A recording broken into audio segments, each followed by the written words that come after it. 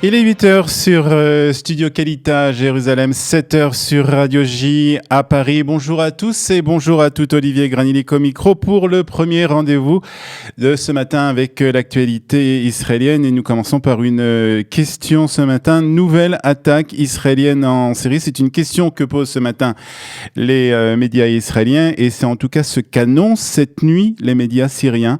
En effet, des tirs de missiles probablement israéliens ont visé tôt ce matin le sud de la Syrie, prenant pour cible des positions militaires du régime syrien et de ses alliés. C'est selon en tout cas une annonce qui a été faite par l'agence de presse syrienne.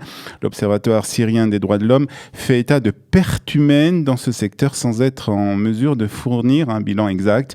Je vous rappelle que depuis le début, en 2011, de la guerre en Syrie, Israël a mené plusieurs frappes contre l'armée syrienne, mais aussi contre les forces de l'Iran et du Hezbollah libanais, des alliés indéfectibles du régime de Bachar el-Assad. Jérusalem, pour le moment, n'a pas réagi à cette information. Et puis cette nuit, il y a eu une autre explosion, cette fois-ci en Israël, dans le sud de Tel Aviv, très exactement. Un jeune homme âgé de 23 ans a été tué dans l'explosion de sa voiture. Selon les premiers éléments de l'enquête policière, il s'agirait d'un règlement de compte entre des bandes de délinquants à Tel Aviv.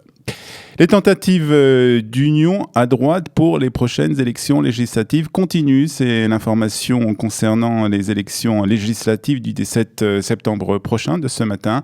En effet, hier, Ayelet Shaked, la nouvelle chef du parti Yamin Hadash, a rencontré le Rav Rafi Peretz du Bayit HaYehudi. Les deux leaders ont convenu que les équipes de négociation se réuniraient dans les prochains jours pour faire avancer les négociations en vue d'une éventuelle union des listes de droite. Lundi, Ayelet Shaked avait déclaré que son parti avait présenté une proposition basée sur une représentation égale sur une liste commune, affirmant que c'était la bonne chose à faire et qu'il fallait mettre de côté les égos.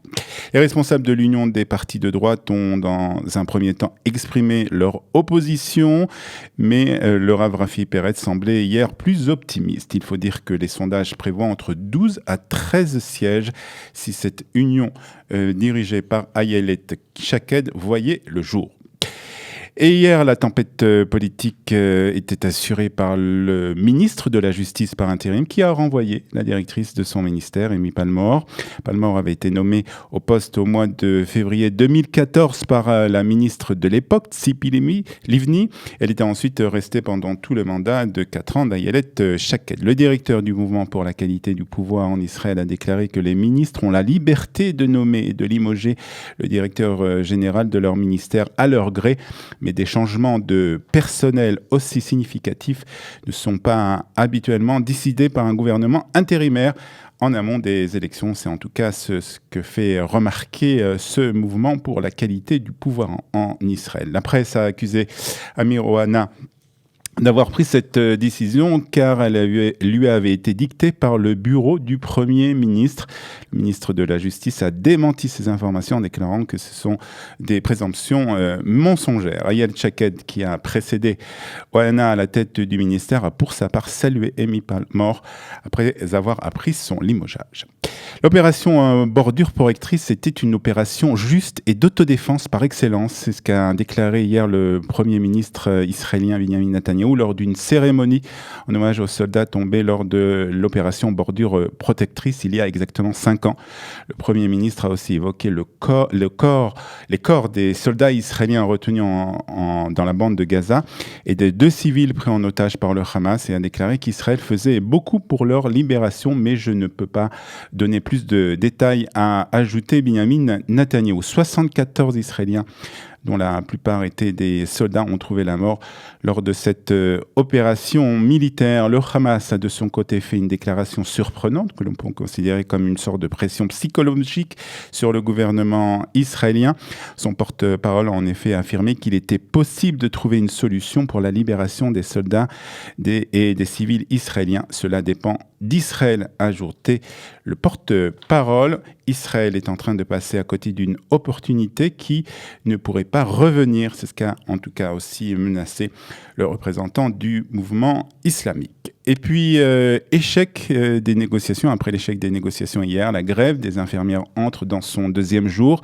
Les infirmières et les infirmiers israéliens veulent ainsi dénoncer leurs conditions de travail, le manque de personnel dans les hôpitaux israéliens. Pourtant, il existe une solution face à la pénurie de main-d'œuvre dans le système médical israélien. C'est ce qu'a déclaré hier Ariel Kandel, le directeur de Qualita. Israël peut profiter immédiatement d'une centaine d'infirmières et infirmiers de France qui sont prêts à travailler en Israël, mais a ajouté Ariel Kandel, l'État d'Israël soulève de nombreuses difficultés et obstacles bureaucratiques et ne permet pas à des infirmières expérimentées et des immigrés français formés au meilleur système de santé du monde de travailler dans les hôpitaux israéliens. Qualita a récemment présenté une plainte à la Haute Cour de justice contre le ministère de la Santé en ce qui concerne la situation des infirmiers.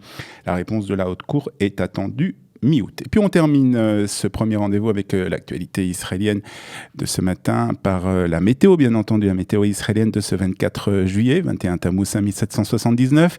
Les températures restent hautes en Israël. Il fera 31 degrés à Tel Aviv, 30 à Jérusalem, 41 degrés à Eilat et 39 degrés à Tibériade. Excellente journée. On se retrouve bien entendu à 8h30 heure israélienne, 7h30 heure de Paris pour la revue de la presse et des médias israéliens.